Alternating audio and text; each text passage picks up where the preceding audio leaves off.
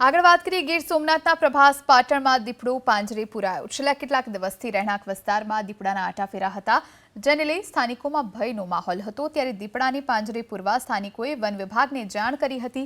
ત્યારે આજે પ્રભાસ પાટણના કાદી વિસ્તારમાંથી દીપડો પાંજરે પુરાયો, જેને લઈ સ્થાનિકોએ પણ રાહત અનુભવી છે।